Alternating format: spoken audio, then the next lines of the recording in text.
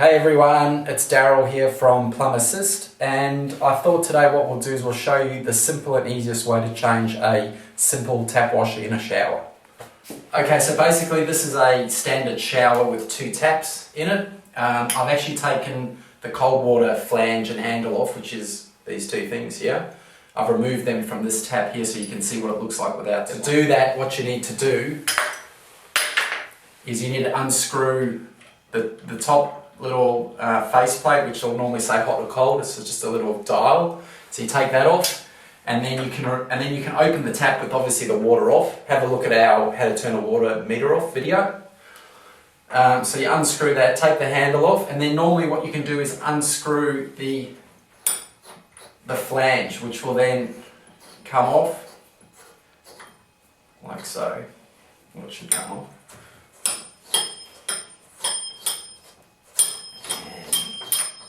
And there we have it. So that's what you're going to see. That's behind the flanges and the handles. And then what we're going to do is we're going to have to take out the spindle. This is the spindle which is in the wall.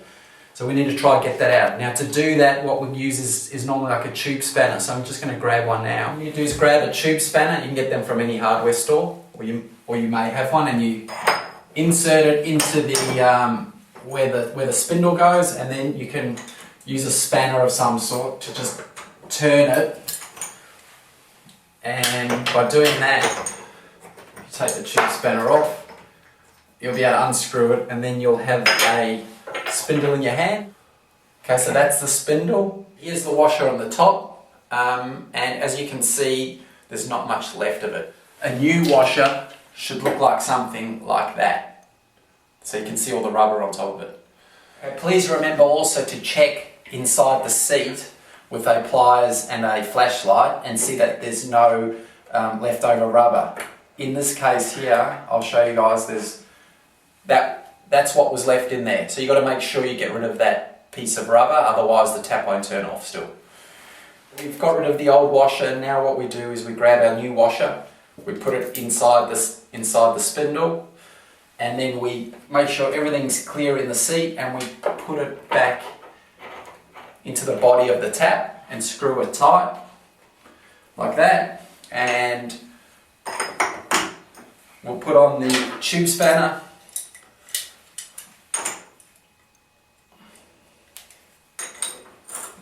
and we'll just tighten it so it's tight.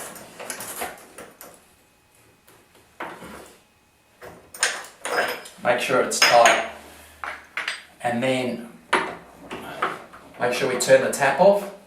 At this stage, what I would do now is I would turn the water back on to make sure there's no leakage or anything leaking behind the wall before we put all the flanges on. So we're going to go do that now, and we'll come back and see what it's like. Turn the water back on now. As you can see, it's on.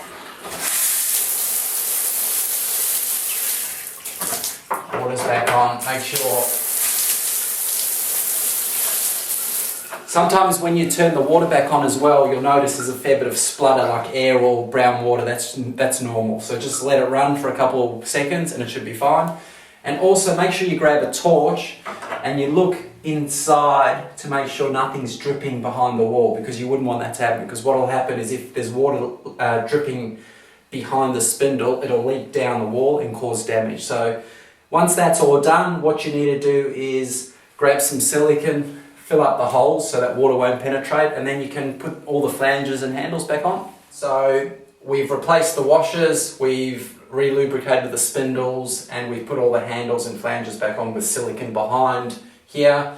There's no cracked tiles, and the taps are working like they should. They're brand new. Hopefully this has been helpful to everyone, and if there's anything else you guys require, have a look on some of our how-to videos.